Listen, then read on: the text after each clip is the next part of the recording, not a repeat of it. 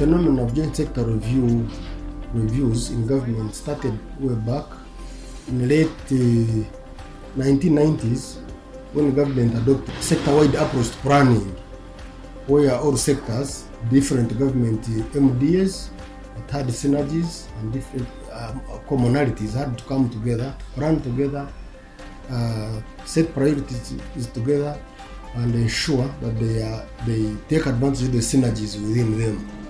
The sector for lands, housing and urban development is basically composed of two major government institutions: Ministry of Lands, Housing and Urban Development, and the Uganda Land Commission. Those are the key coordinating government agencies in the sector, but there are other sectors that have so much interest. As you know, lands is a key factor in production, and all other sectors rely on land for their activities and their strategies and whatever they plan to do. So, and the Ministry of Lands, Housing and Urban Development and the Ugandan Commission are the coordinating agencies for this sector to ensure that it supports other sectors in achieving and delivering their mandates. We haven't been having joint sector reviews. This is actually the third joint sector review we are having. 2019, we had one in 2016. The second one was in 2017, and we are having a third one in 2019. The objectives of joint sector reviews: one is to sit as sectors and different stakeholders, because we invite a spectrum of stakeholders to come together and review what we had previously planned, implementation, what we did, what we didn't do, and why. And then we look at also interventions for the next financial year, ensure that the sector performs and implements its mandate as required. We have so many stakeholders who really do a lot in this sector. More especially, like, we have development partners who do support us, and also non-state actors like CSOs, those are civil society organizations who do a lot of work down there. In most cases, we tend to move independent of one another, and what we normally do in such kind of reviews is to bring together our planning, our thinking, our intervention, so that we move as one block. But this is a meeting where we are supposed to do so much engagement with other stakeholders to make sure that we are moving all together.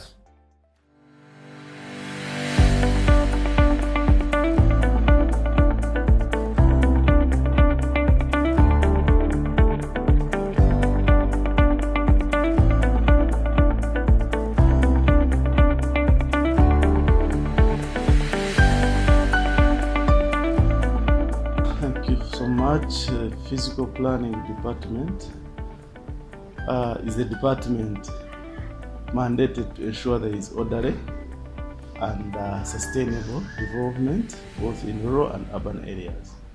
And as a department, we've worked hard and really intervened in trying to achieve so. In the first place, we have now developed a national physical development plan, definitely according to the planning hierarchy. That is the plan that is overarching the other plans. So far, we have also developed two regional physical development plan. That is the Northern Economic Corridor and the Albertine Regional Physical Development Plan.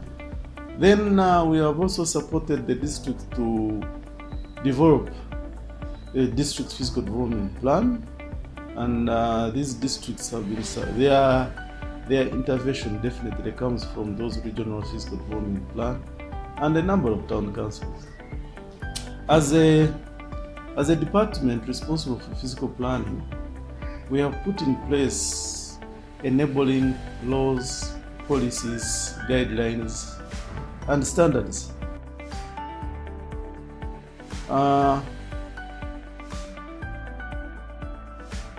That is very important in a sense that with the operation of physical development plans, you need to have a guide. We have trained and supported a number of local governments. We have built their capacities in implementation of physical development plans, At the same time, we have supervised a number of physical development plans where the initiative of planning has been developed by different local governments. The department, definitely we are faced with a number of challenges. First of all, of course, there is limited funding to ensure that the physical development plan are complied and implemented. Also, the compliance level is also low. We need to step up with the sensitization and enforcement mechanisms to ensure that the physical development plans are complied to. As a physical planning department, yes, we are continuing to make our presence felt both at the national and local government to ensure that we achieve a sustainable development in orderly and the optimal use of land.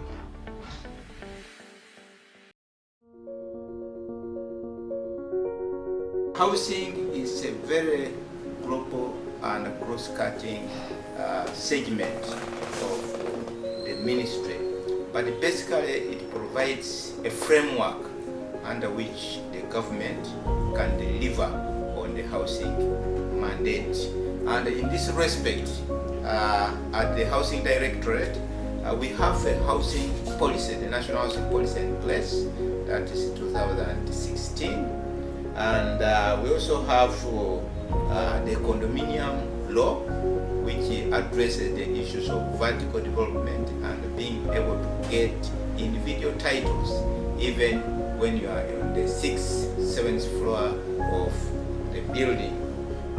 We are also, as a directorate, delivering on several fronts. One of these is the prototype plans. The directorate has professionals who have come up with specific building plans, which we call prototype plans, across the entire region.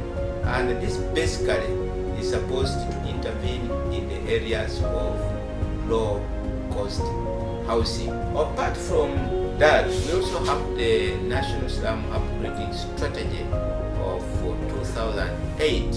Of course, we have also come up with the Landlord Tenant Bill 2018, which was passed by Parliament, and it is ready for assentment by His Excellency the President. As a directorate, we are also addressing the aspect of housing cooperatives. We do believe that in the delivery of low-cost housing, there's need for people to voluntarily come together, pool resources, and be able to deliver housing. So I have highlighted the National Housing Policy. It is too broad. We need to come up with priorities. Is it slum upgrading? Is it rural housing? We are also working up with other members of the civil society, including Habitat for Humanity, including Shelter and Settlement Alternatives, including Act Together, and all this will be in the house so that we can be able to plan and deliver on better housing in the future. You may ask, which achievements have we had in the housing sector? In terms of publicity, you may know that in partnership with other stakeholders such as NBS, Housing Finance, National Housing, we held the Housing Baraza, where we brought various players to commit themselves on what can be done in the delivery of housing, especially in terms of housing finance and then the different models that can be delivered to address the housing need or the housing deficit. Additionally, we are looking forward to addressing a number of issues, and for some of our stakeholders who are aware, on 7th October, we held the World Habitat Day, and this is an international day where we bring various players and to review what has happened in the housing sector in the last year, and chart the progress on what is to be done. We are continuing to sensitize the people. We are working and developing the the National Housing Bill, which will say law to operationalize the housing policy. We know that that the real estate sector is also very vibrant, and we are working with our stakeholders, including area, to ensure that we bring on board a regulative framework. But before that, of course, we have developed some guidelines, and very soon we shall be in Mbale consulting various stakeholders on this. But what's important is that we call upon all those that have been invited to come to the joint sector review between 6th and the 7th November at the office of the Prime Minister, so that we can plan and deliver together.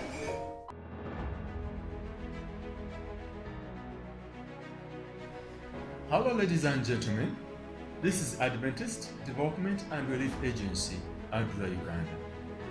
We are implementing the Action for Social Change program in Northern Karamoja, funded by Danida through ADRA Denmark.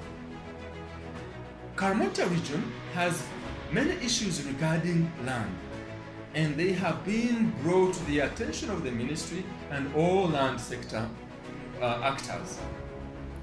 We work with the Ministry of Lands, Housing and Urban Development as a partner in Karamoja region, where we work with the district leadership, district land boards, area land committees, and also work with non-formal land management systems or structures like the Elders Association, or call them the Cultural Leaders Association. With this, we are able to bridge the gap between the formal and the non-formal land management structures. And therefore, we help in building their capacity so that when the communities raise issues of concern, they can ably address them. It is during this joint sector review meeting that we come together as partners, as civil society organizations, to showcase what we contribute to the ministry and to the sector at large, and also to plan together and also give accountability. It is upon this that I urge you to take this matter seriously so that we can come out with the way forward, how we can work together with the government to attain our Vision 2040.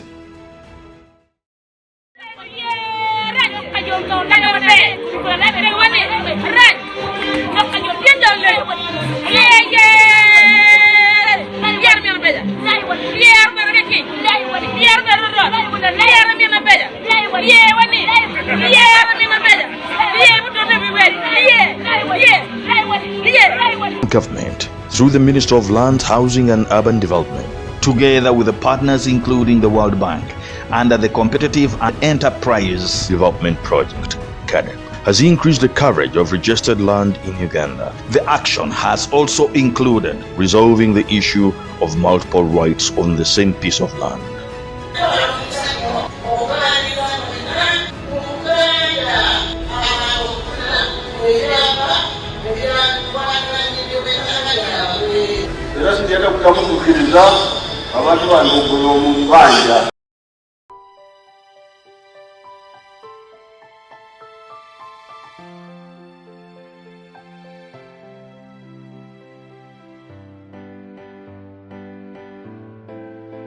The Land Sector Reform Coordination Unit is the one that has been responsible for coordinating all the reforms in the land sector,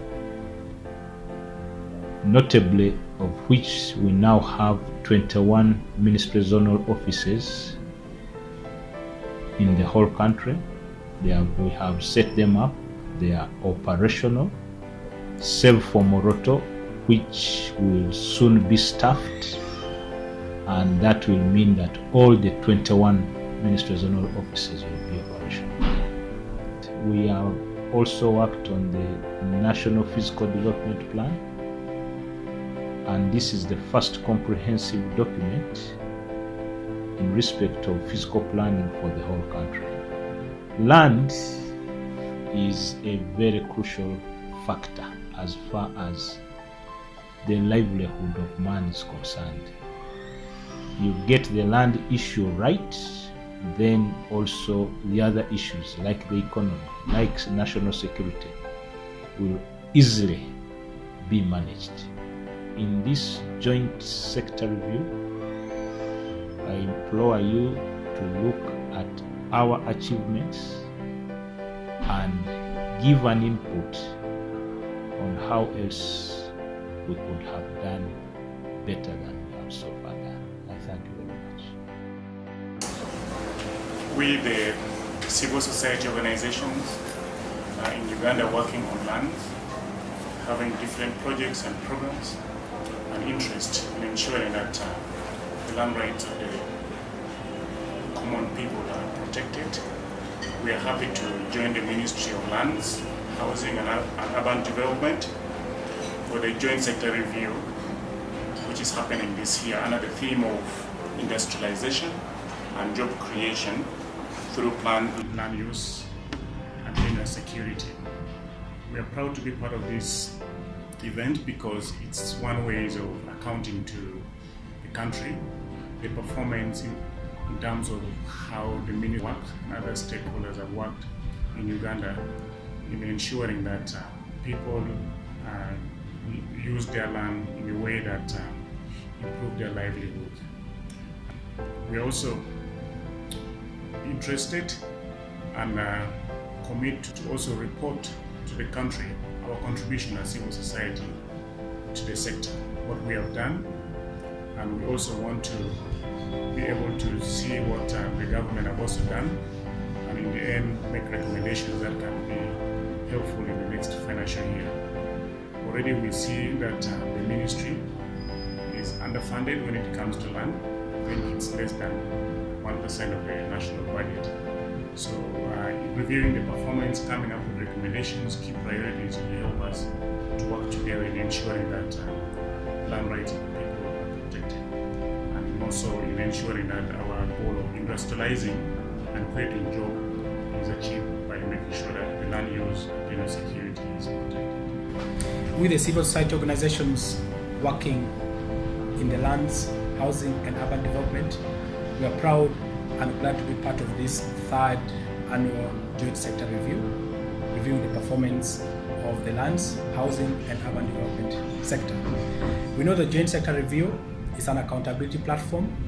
It's a platform to review performance and a platform to set the priorities for the next financial year. We are glad to be contributors to achieving the Vision 2040 of this country.